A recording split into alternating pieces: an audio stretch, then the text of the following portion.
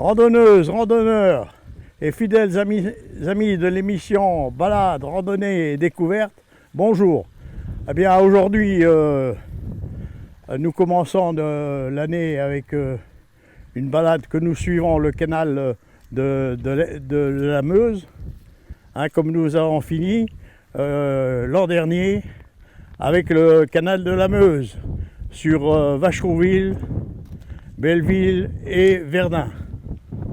Donc aujourd'hui, nous vous proposons de continuer cette balade le long du canal de la Meuse.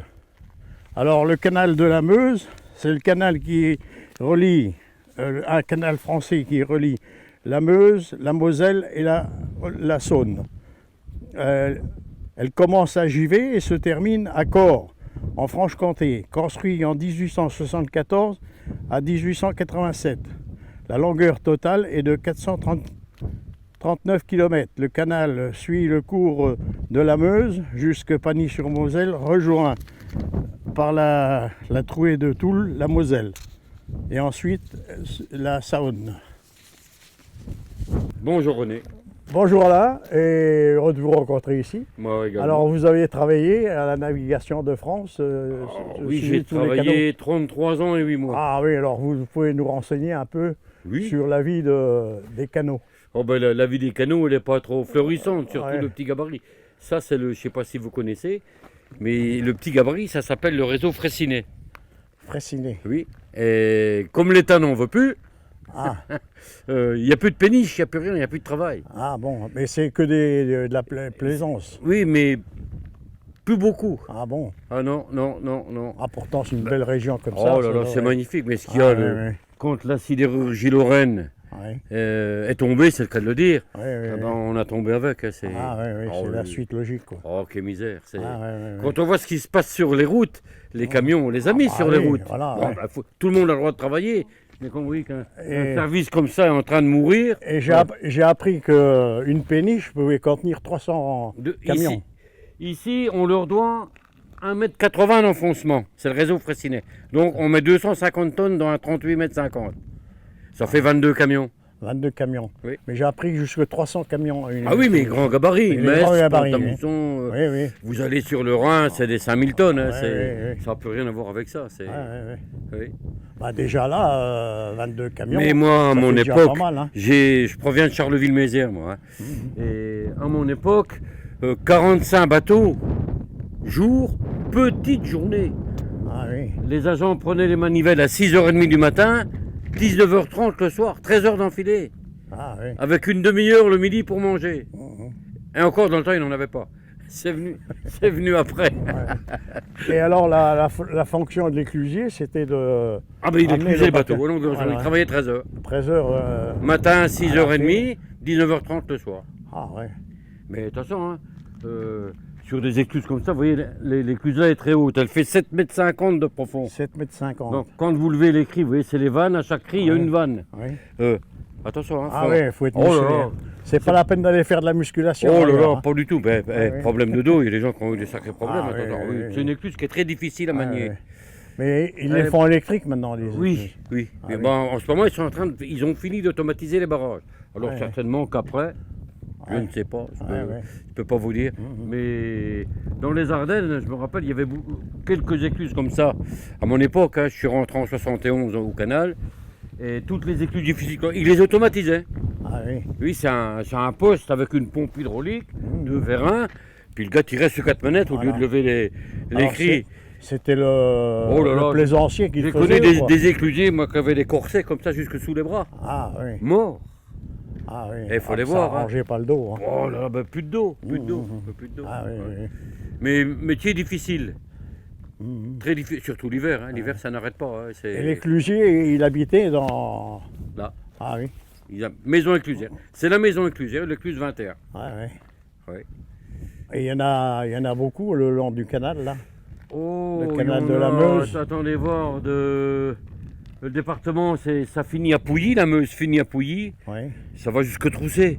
La Une, il y a peut-être 35-40 écluses. Ah oui, 40 écluses. Ah oui. Peut-être plus, parce que si vous mettez les Ardennes, ça va jusque Givet, à la frontière belge. Mais dans les Ardennes, elles sont toutes automatisées. Et il y avait un éclusier par écluse J'ai connu un éclusier à chaque mois. Mais après, il y a eu... Quand le trafic, quand les soulevés ont arrêté, je ne sais pas si vous avez connu, c'était les bateaux rouges et blancs. Hein. Il y avait le numéro 1, j'ai connu le 124. Ah, oui, ouais. Alors, rendez-vous compte. Il y avait du monde. Hein. Oh là là là là là là. On les faisait à la queue leu. Et ensuite, alors les éclusiers, ils faisaient plusieurs écluses. Quand le trafic a diminué, c'est un gars avec une voiture qui est relié à Verdun, un poste automatique quoi. Et c'est le gars qui est à Verdun qui l'envoie, alors il fait 3-4 écluses avec une voiture. Ah oui. Et puis maintenant, il n'y a plus rien. Voilà. C'est dommage. Quand on voit ce qui se passe sur les routes, c'est quand même dommage de voir. Voilà. Oh là là. Et puis là, ça coûte quand même pas grand-chose. Hein, regardez, canal, hein. Prenez le problème de la pollution. La pollution, voilà. Regardez, on est en plein. Ils ont fermé tous les silos. Silos de Bras fermés, le silo de Conson fermé. Et à Bras, il y a 21 camions qui font la ronde Bras-Metz tous les jours. Ah ouais. Regardez donc, c'est terrible. Hein. Mais moi, mon avis, c'est mon avis. Ça a été voulu, ça. L'État n'en veut plus. Ah oui. Tout simplement. Hein. Parce que bon, les canaux, pourtant, à l'époque l'entretien n'a pas été fait partout. Alors, les canaux sont par endroits sur remonter bouchés. Et en dernier, les dernières péniches restaient à sec. Ça veut dire qu'ils touchaient, ils arrêtaient. Ah oui. Des fois plusieurs heures avant de pouvoir repartir. Ah oui. Ah oui. Mais je vous dis, moi, quand j'ai vu ça, des fois, il y avait un bateau qui sortait là, un bateau montant, montant, le nez du deuxième était déjà là-bas dans le tournant. Queue à queue. Ah, queue à queue, Ah, ouais. le gars qui était là, il lâchait pas les manivelles de la journée. Oui. C'est... Par contre, celle d'en dessous, plus petite, beaucoup moins de chute, elle est 10 fois plus facile que celle-là, moins difficile. Ouais. Bon, ben Alain, on vous remercie bien. Eh ben, je suis content de vous avoir rencontré. Ouais. Alors, nous voilà à Champs. C'est la commune de Champneuville. Alors, c'est deux villages, deux hameaux plutôt, qui sont séparés. Il y a 120 habitants quand même en tout, et 124 habitants en tout. Et c'est une commune labellisée protection village étoilé. Donc ça veut dire qu'il n'y a pas d'éclairage nocturne. Alors nous voilà devant la chapelle de la Vierge de l'Orme. Pourquoi de l'Orme? Je ne sais pas. Il y avait sûrement un orme à côté, je suppose. Et elle date de 1860. Elle a été reconstruite en 1924. À 500 mètres plus loin, nous voilà à Neuville, qui fait partie de la même commune. Champneuville. Voilà, nous sommes devant l'église de l'Assomption de Neuville. Elle a une drôle d'allure quand même, hein, sans pointe. Mais bon, est-ce qu'il y a eu un coup de vent ou quoi? On n'en sait rien. Et elle date de 1860. Hein. Vous avez bien vu que j'étais embêté avec le clocher. Mais là, on voit bien l'église de Champneuville avec une pointe. Hein. Et voilà, il y a eu sûrement un coup de vent. Il y a sûrement eu un coup de vent et puis la pointe est tombée. Le clocher.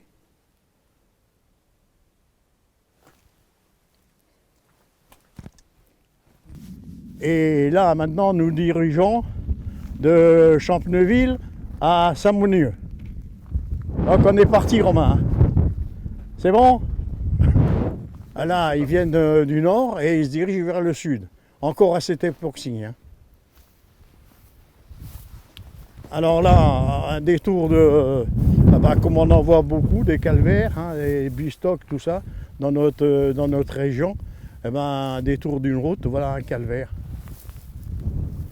Avec un beau paysage, la Meuse qui est juste derrière, là.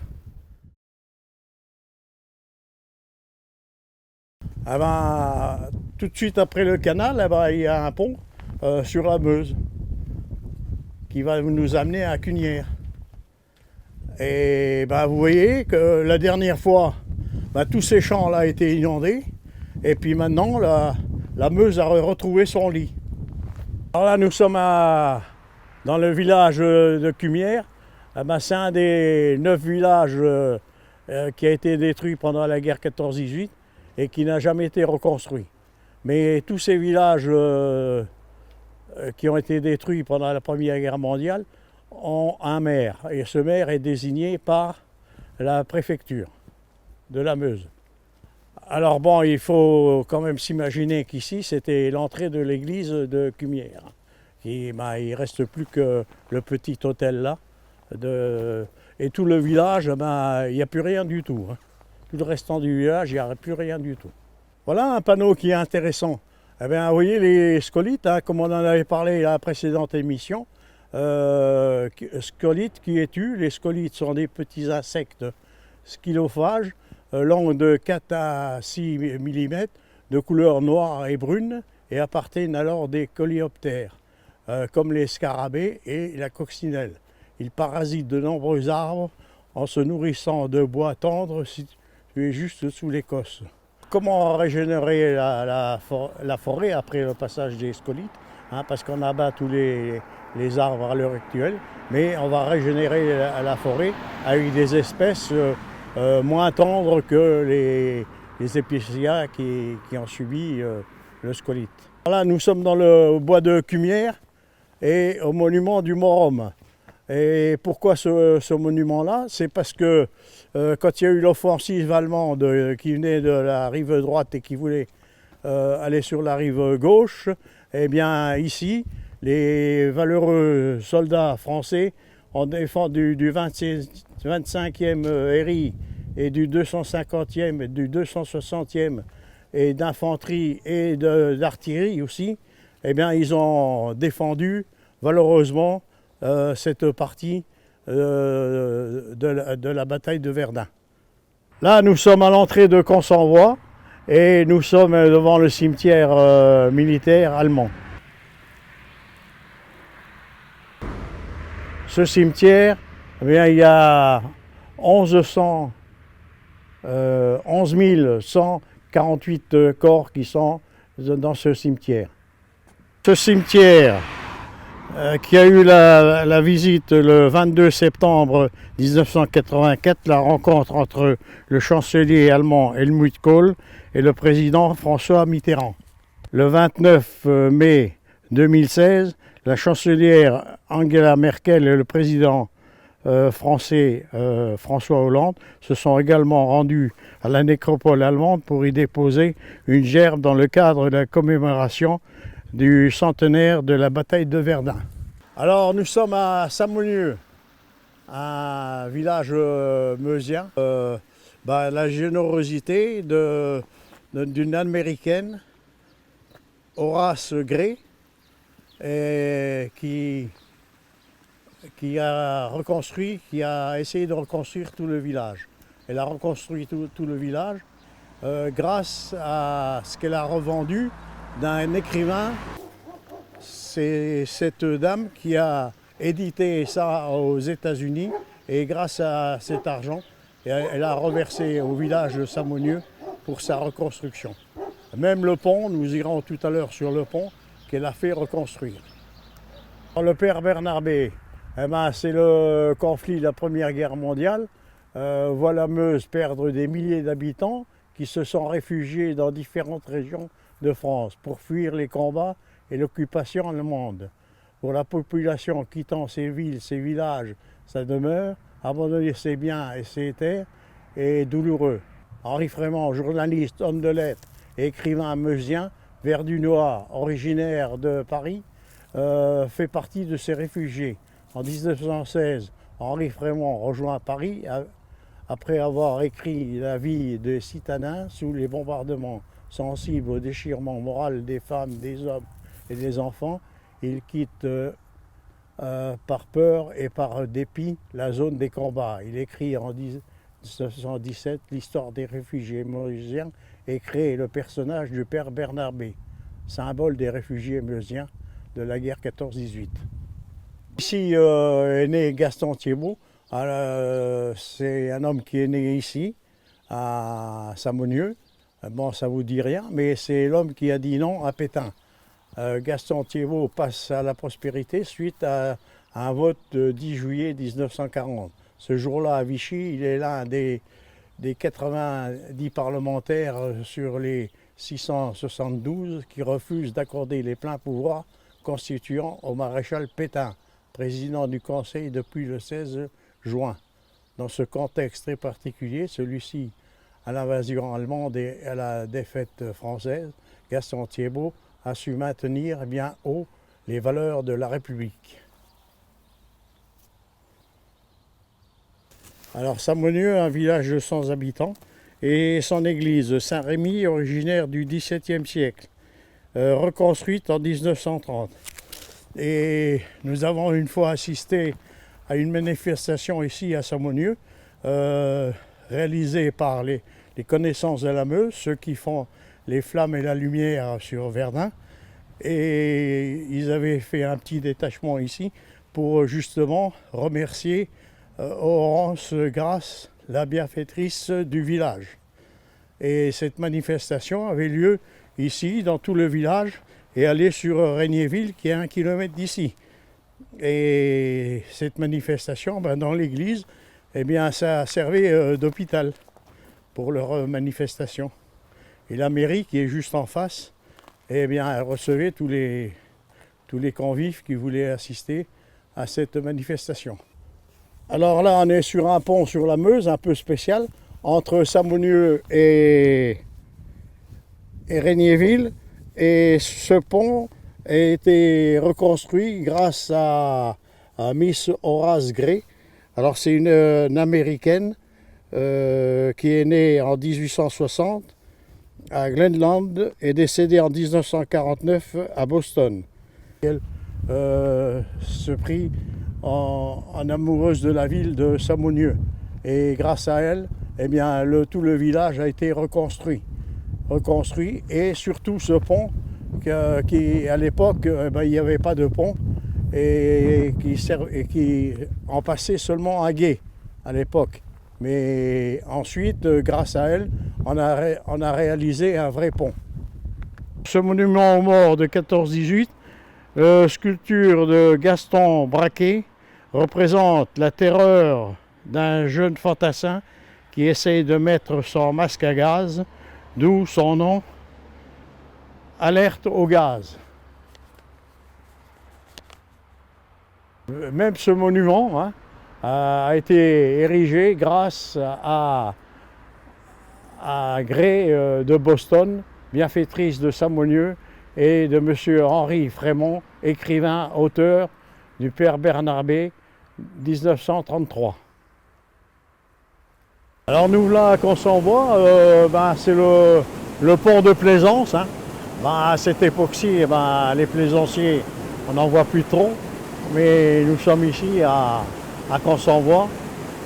Et là, le canal et la Meuse derrière.